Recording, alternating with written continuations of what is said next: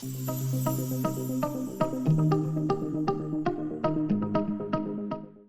everyone, and welcome to this week's edition of Ignite.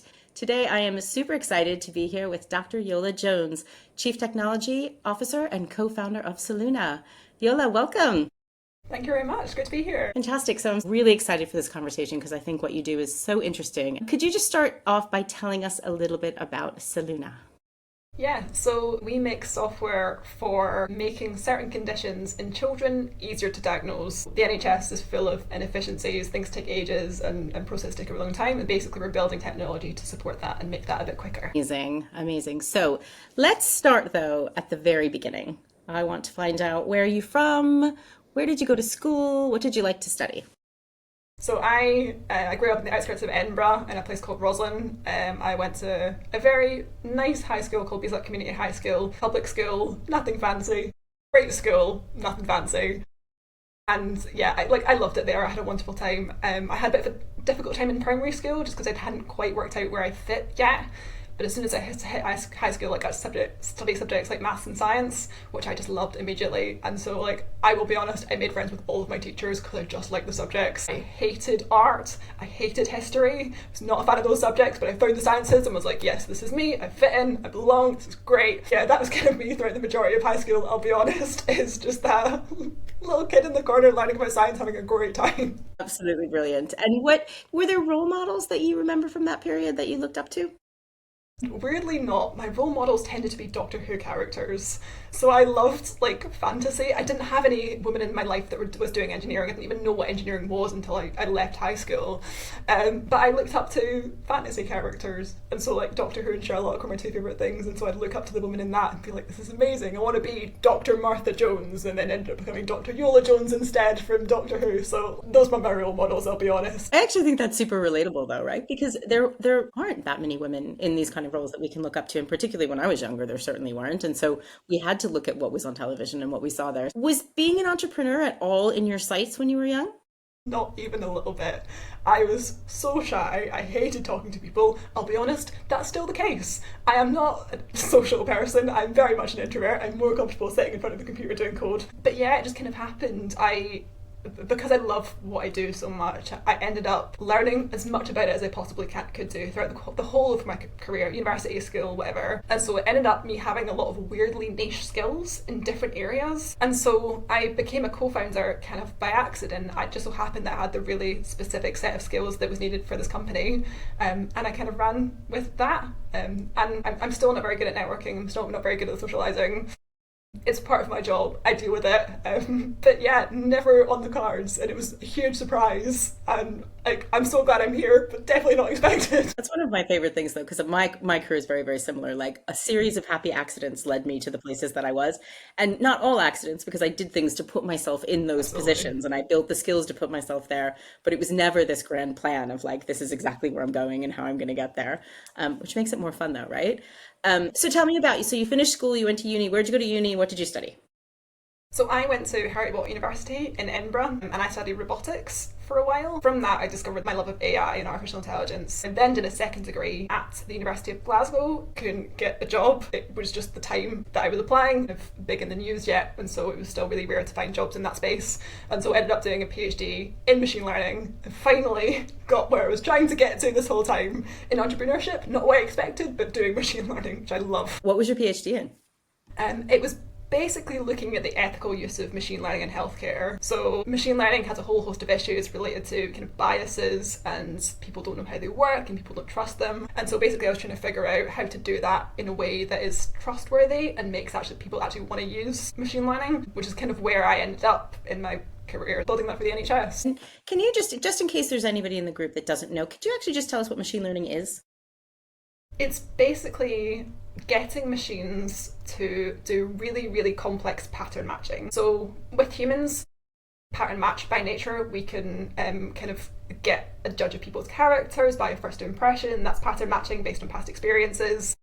We can learn complex equations. We can do all sorts of stuff as human beings. Machine learning is that times 1,000. So it's really, really complex stuff that it can do in really short spaces of time. So for example, if you're looking at an MRI or a heart study or whatever, it can process really, really complex bits of information really quickly by pattern matching really fast. Very interesting. Thank you. And so you said initially you were doing that for the NHS. Can you talk a little bit about that and how that worked? Yeah, so in my PhD, I was basically looking at the population of Glasgow and trying to predict people that were at risk of dying suddenly. So that could be due to heart failure, sort of lung issues, any kind of breathing issues. It's processing the population of Glasgow in a couple of seconds. That's kind of what machine learning is good at and designed for. Okay, so you were mapping the population of Glasgow. How did you then wind up in entrepreneurship? Tell me about that path.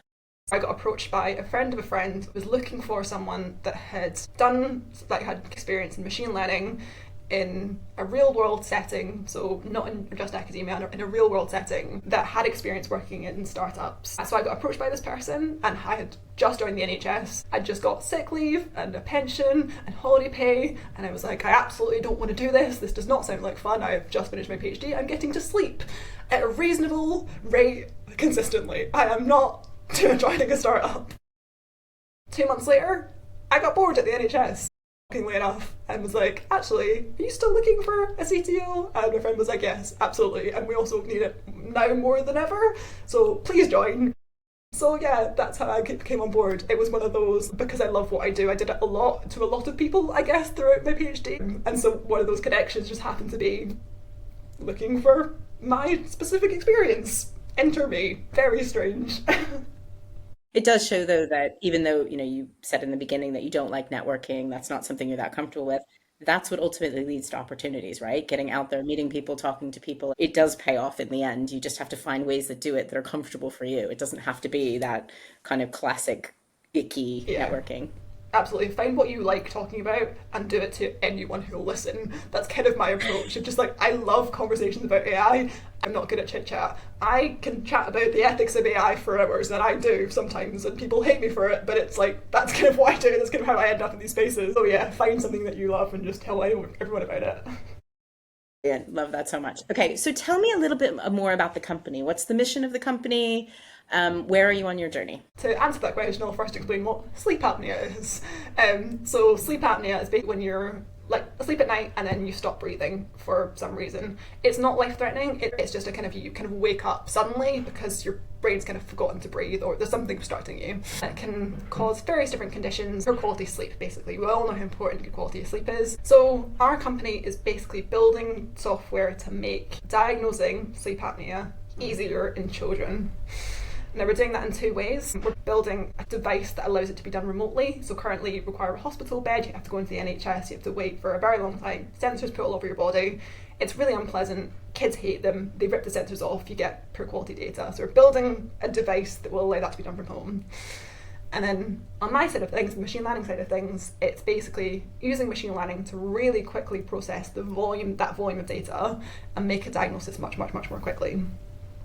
That's the starting point, but our goal is to go into pediatrics in general. So we start at sleep apnea, and then we move on towards like other conditions in children, maybe epilepsy or any kind of like breathing problems, heart failure, that sort of stuff. So our goal is to make any kind of diagnosis in children easier and quicker. Fantastic. And why did you start with sleep apnea? Where did that kind of spark come from? My co-founder knew that he wanted to do software in health in general, but didn't quite know what application. So he basically went out and found clinicians that were shouting the loudest, that were saying like, we need someone, we will be your clinical champion, we just need this problem to be solved because our job is really inefficient right now. So he went around a variety of different hospitals, had a lot of different chats with lots of different clinicians, and found two that were really, really keen on sleep apnea. So we started there because sleep apnea isn't life-threatening, and so it's a relatively easy sell. With the goal of like, once we've been verified, once our product works and is being sold, we can then expand to more life-threatening conditions. So I mentioned heart failure and breathing problems that are more serious. Sleep apnea is serious, it's not life-threatening, and so it's kind of an easier sell. There was a clear problem that you knew that the clinicians had that you could solve versus going, okay, how can we use AI to just solve health things, right? It was, let's go find that very, very specific problem, and then we can get really, really specific on how you fix it, and then go from there. Such an important lesson of entrepreneurship. Cool. And how's it going? Where are you guys in the journey? It's going really well, and I shouldn't sound so surprised, but I kind of am. So I've been working for Seluna for about 2 years now. Since then, we've received a lot of funding. We've received grant funding. We've won a Women in Innovation award through the work that I was doing. We're hiring a couple of people. We've done the first draft of our software, proved that we can do what we need to. So that's working and on schedule. I met the Prime Minister last week. That was strange, great, wonderful, but they have an AI action plan that's coming out and asked me to comment on it. So it's going really well. Amazing. Oh, what a cool journey. And I look forward to seeing that journey go through. You told me earlier that you were in your NHS job and you were like, no, I don't want to do this entrepreneur stuff.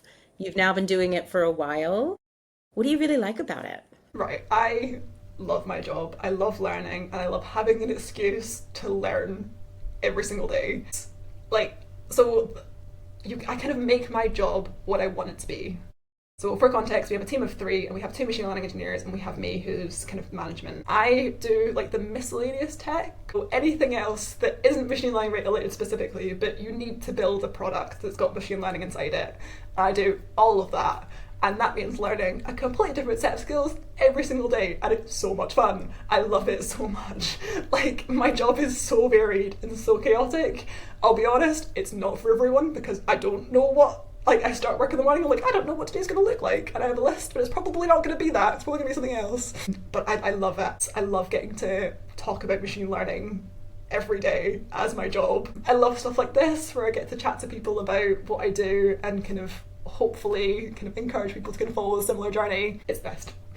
Yeah, it's funny. I also came into entrepreneurship kind of accidentally. There's really 2 main things that for me I love about it. One is you have to love to learn and just want to figure stuff out. Like so many new problems, you have to do everything as an entrepreneur. And it's just like, I've never done that before, but I'll figure it out. And the other one is that comfort with uncertainty about just not knowing and that being okay. Actually, I find that kind of exciting. And what would you say are the challenging parts of entrepreneurship? I'll be honest, you just mentioned it, it's the uncertainty. So I'm really protective over my team.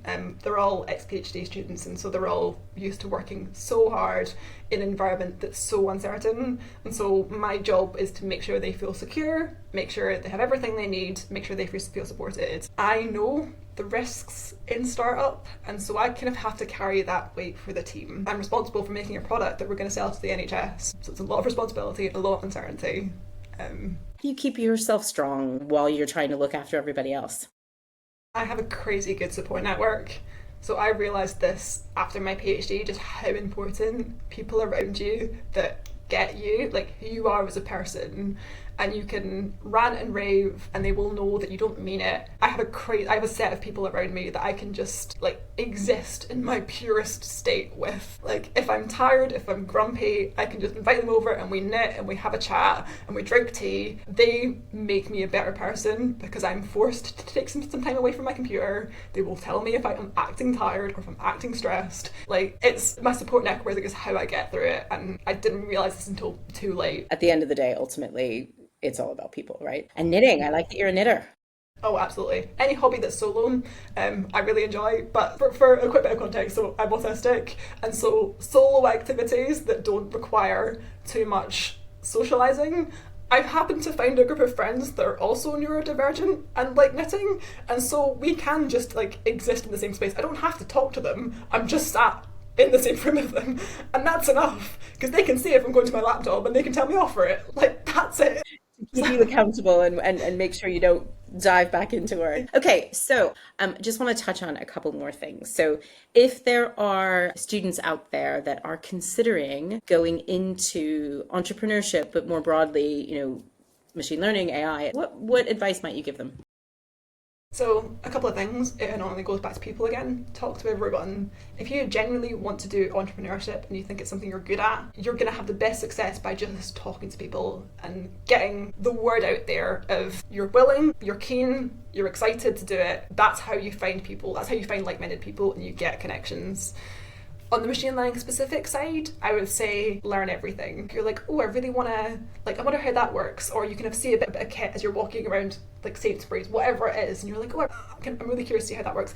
Just find out, just learn it. I wouldn't have found my robotics degree had I not been that person, and I certainly wouldn't have got to where I am now without just being like, I'm interested in that. let's have a conversation. Amazing. Curiosity, right? And I think you've kind of already touched on this, but what do you think are the most important skills for being an entrepreneur that they should try to get? Open-mindedness is a really important one. So in my job, I'm CTO co-founder, relatively high up, and I am constantly being told that I am wrong in a great way. Every single person has a different set of experience, and it just so happens that someone might have this really niche pocket of knowledge that I didn't know they had.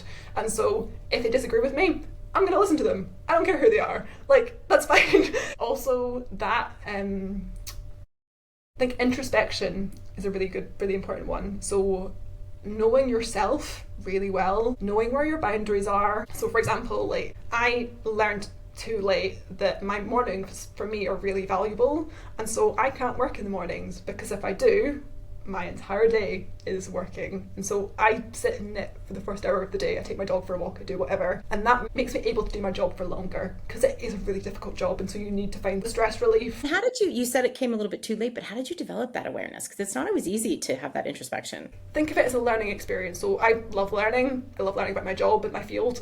Learning about myself counts under that. Ask yourself those questions. I wish I'd done it sooner. I should have done. So, final question. You're back in high school, you're in the seats of the students who might be listening to this. What do you wish you knew then that you know now? It's okay if you don't know everything because you know more than you think you do. I am still learning this lesson to this day. I was under the impression of unless I knew how to do every single exam question, every single social situation, unless I knew all of that, I wasn't good enough. That's nonsense. I think a lot of what school teaches you is how to learn and how to kind of find things that you're interested in. School gives you such a diverse range of subjects. So like starting that like the process of just like I'm just gonna try some stuff out and figure it out, and I don't know everything, and that's totally fine. I was so in my own head as a child if I must get the answers right all the time, I must get every single answer right. If it's not 80%, it's not good enough. It's nonsense. You have so many skills. Like it's okay if you did not know the answers. You are so valuable.